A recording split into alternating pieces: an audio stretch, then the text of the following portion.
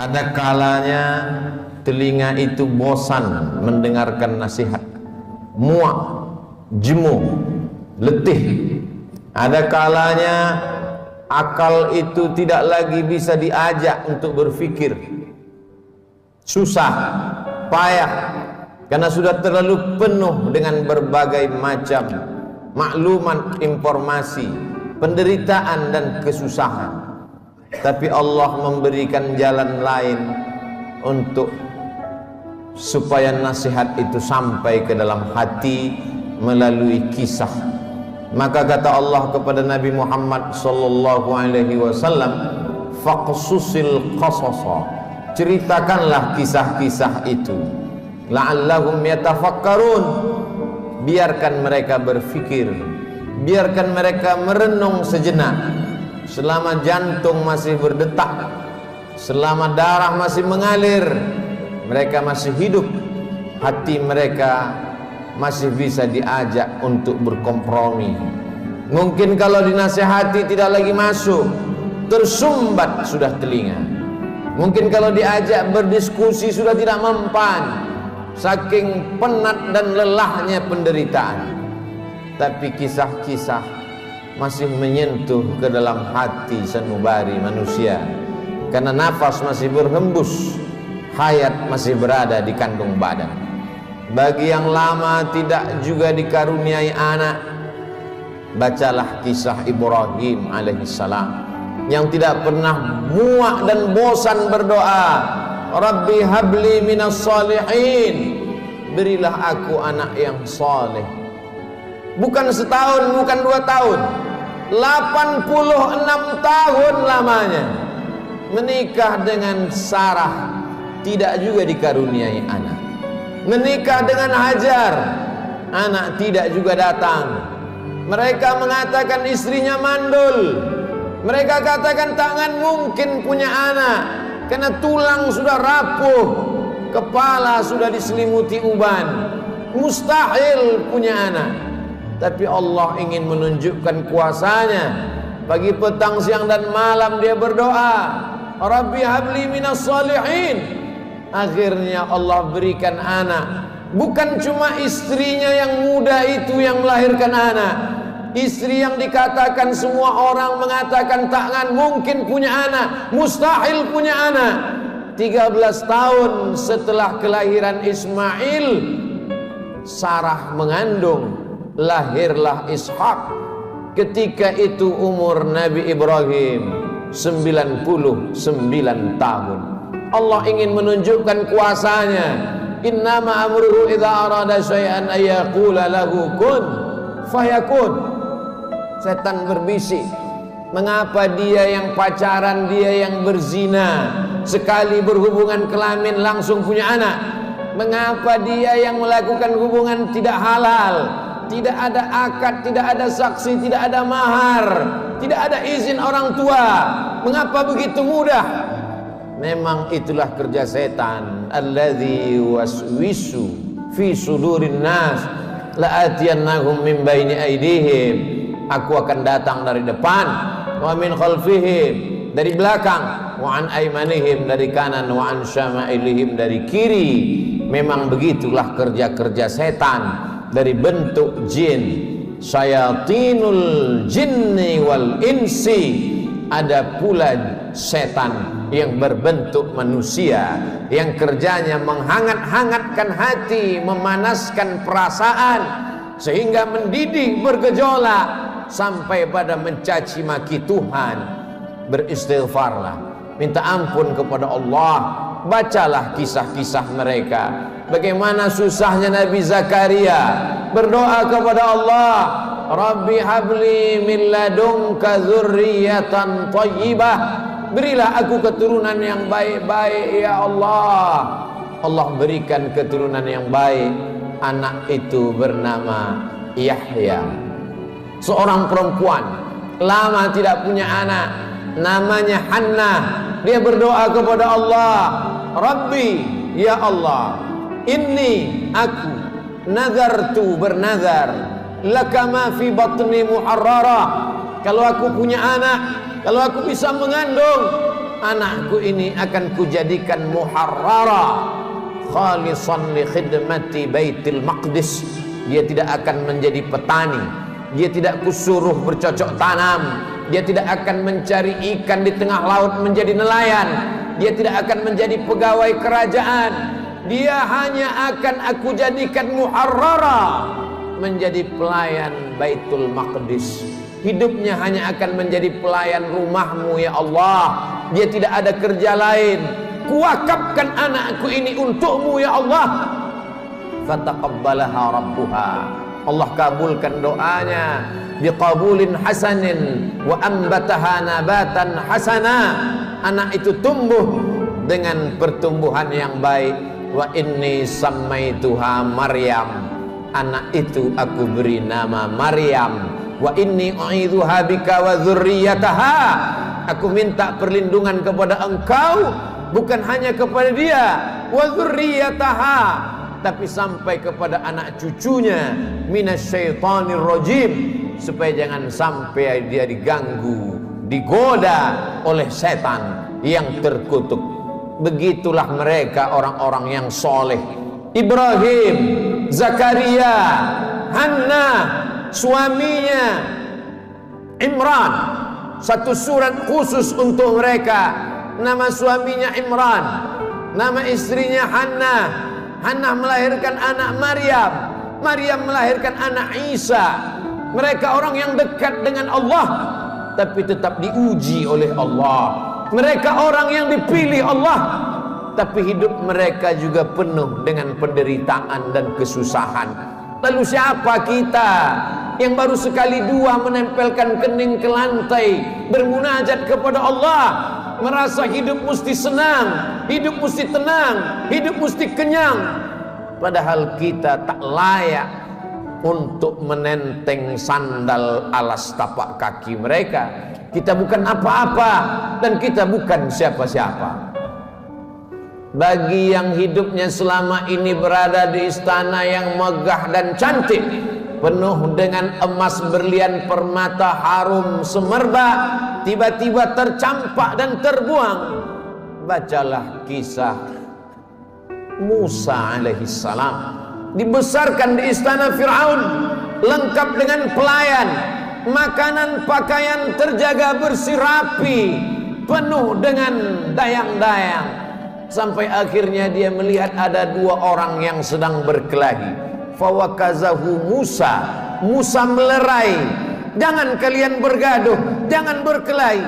Tapi kedua orang ini tidak juga menghentikan perkelahiannya. Fawakazahu Musa, Musa meninju dan memukulnya.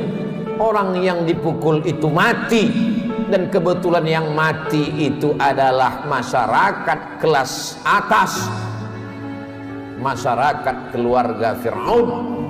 Musa takut, dia pergi bernaung di bawah kayu yang rindang sambil berpikir meninggalkan istana Fir'aun yang megah, gagah, perkasa. Ketika Nabi Muhammad SAW Isra Mi'raj, Nabi melihat dari Burak turun ke bawah. Dia lihat ada pohon yang rindang di tengah gurun pasir. Nabi bertanya kepada Jibril alaihissalam, pohon apa itu Jibril? Jibril menjawab, itulah pohon tempat bernaungnya Musa alaihissalam ketika dia terusir dari istana Fir'aun. Ayah tidak ada, ibu tidak ada, istri tidak punya, anak apalagi, sebatang kara, terbuang jauh dari istana. Satu-satunya berpegang teguh hanya kepada Allah. Orang yang bersama dengan Allah hatinya menjadi ramai walaupun dia di tengah kesunyian. Orang bersama dengan Allah dia bahagia walaupun dia dalam kesusahan dan penderitaan. Orang yang bersama dengan Allah tak pernah putus asa. Bersama dengan harta akan binasa, bersama dengan kemegahan, kemuliaan, jabatan akan berakhir. Bersama dengan dia, siapa dia? Al-Hayyu Maha Hidup. Bersama dengan dia, siapa dia?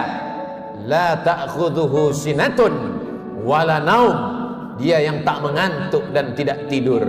Ternyata itu hanya skenario Allah. Allah ingin melepaskan Musa dari kungkungan harta benda, dari cengkraman kekuasaan Fir'aun terlaknat. Allah ingin mempertemukan Musa dengan guru yang bijaksana, Syuaib namanya. Dari kejauhan Musa melihat orang ramai. Ternyata mereka ngantri untuk mengambil air di sebuah sumur tua yang pintunya tertutup batu yang besar. Tidak sanggup mereka menggeser batu itu, walaupun mereka berkumpul beramai-ramai. Musa dengan kekuatan yang dititipkan Allah menggeser batu itu. Dengan mudahnya tutup sumur terbuka. Nabi Musa melihat ada perempuan yang jauh di barisan belakang. Dia panggil perempuan itu untuk mengambil air. Ternyata perempuan itu membalas budi Musa. Dia mengajak Musa untuk berjumpa dengan ayahnya, karena ayahnya lama mencari pengembala kambing. Apa kata si anak? Inna khaira man ista'jartal qawiyul amin. Kalau kau ingin mencari pengembala kambing ayah, selama ini kau susah mencari anak muda, pilihlah anak muda ini. Dia orangnya jujur dan amanah. Dari mana kau tahu dia jujur? Ketika dalam perjalanan tadi aku di depan, dia di belakang. Angin bertiup kencang, pakaian lekuk tubuh terlihat. Dia suruh aku ke belakang, dia ke depan, karena dia tidak ingin melihat yang dilarang Allah. Dari mana kau tahu dia kuat? 30 orang laki-laki ingin menggeser batu besar dari pintu sumur yang menutup. Tak sanggup mereka sampai dia datang. Akhirnya Musa dinikahkan dengan anak Syuaib dengan mahar samani hijaj, 8 musim, 8 tahun lamanya mengembalakan kambing. Musa ulul azmi, banyak manusia tapi tak banyak yang dipilih menjadi nabi. Banyak nabi tapi tak banyak yang dipilih menjadi rasul. Banyak rasul tapi tak banyak yang dipilih menjadi ulul azmi. Musa salah satu ulul azmi. Musa yang diajak Allah untuk berbicara. Wa kallamallahu Musa taklima. Tapi sungguh pun begitu, pernah juga dia merasa terasing, kesunyian, kesepian, tercampak, terjatuh dari istana yang megah. Lalu siapa kita? Kita sedang diajak Allah untuk membanding-bandingkan diri dengan orang-orang yang soleh, yang hebat itu. Engkau yang ditugaskan untuk menjadi guru agama, menjadi juru dakwah di tempat yang jauh, di tengah hutan belantara, melewati air gelombang pasang, melewati sungai, melewati batu karang yang tajam, sampai di tempat tujuan tidak disambut dengan tola'al badru alaina. Kau tak disambut dengan marhaban, kau tak disambut dengan permadani merah, kau tak disambut dengan sukacita. Dicaci maki, diejek. Akhirnya hati merasa marah, panas, meninggalkan dakwah, masuk ke dalam perahu. Perahu terombang-ambing di tengah lautan. Nampaknya barang-barang mesti dicampakkan. Satu persatu barang-barang dibuang ke laut. Namun perahu tetap juga penuh akan tenggelam.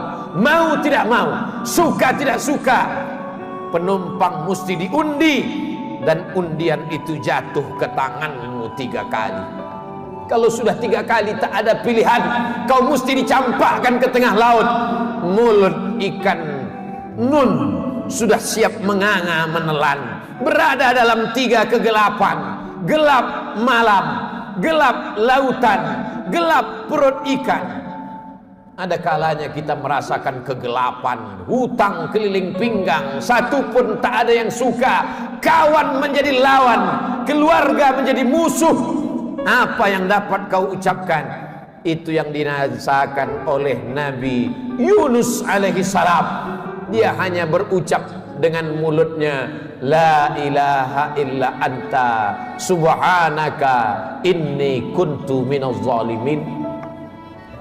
La ilaha illa anta, tiada Tuhan selain engkau, subhanaka, maha suci engkau, aku yang kotor, aku yang hitam, aku yang kelam, aku yang bergelimang dosa. Inni kuntu minaz zalimin, aku sudah zalim, aku sudah aniaya, aku sudah buat dosa.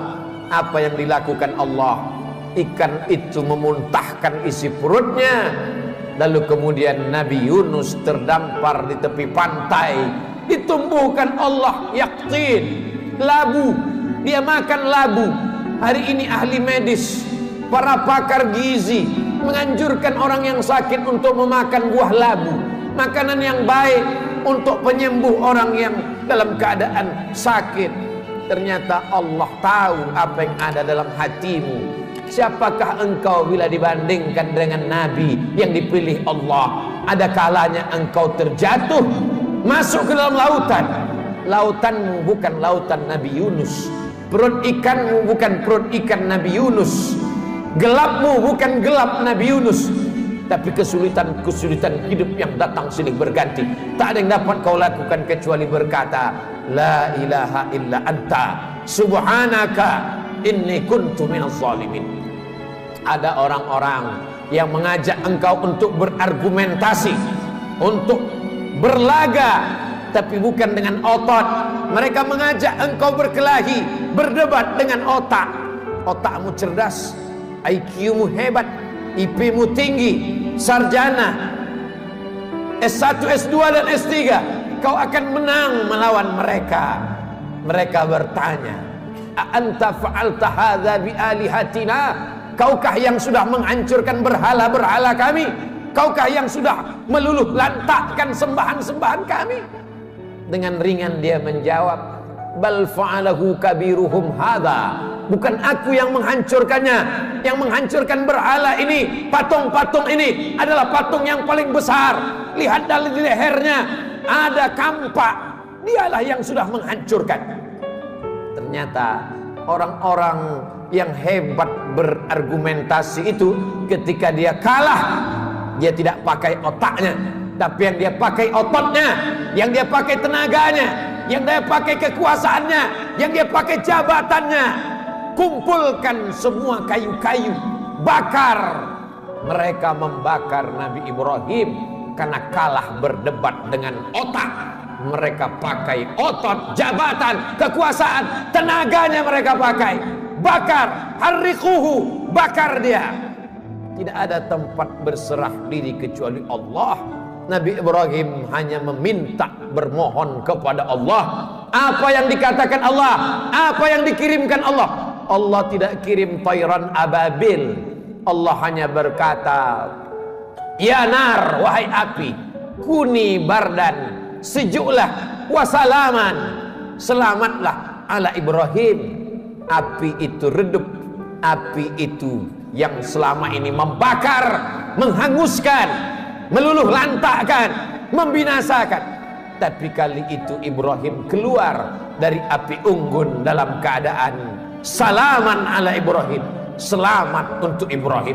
Ibrahim kita ucapkan bukan sekedar pemanis bibir di ujung lidah. Ibrahim kita sebut kama sallaita ala Ibrahim wa ala ali Ibrahim, kama barakta ala Ibrahim wa ala ali Ibrahim. Kalau anakmu mati, ternakmu mati, kebunmu kering kerontang, segala penghasilanmu hilang, tak cukup sampai di situ, penyakit pun datang, orang-orang menjauh.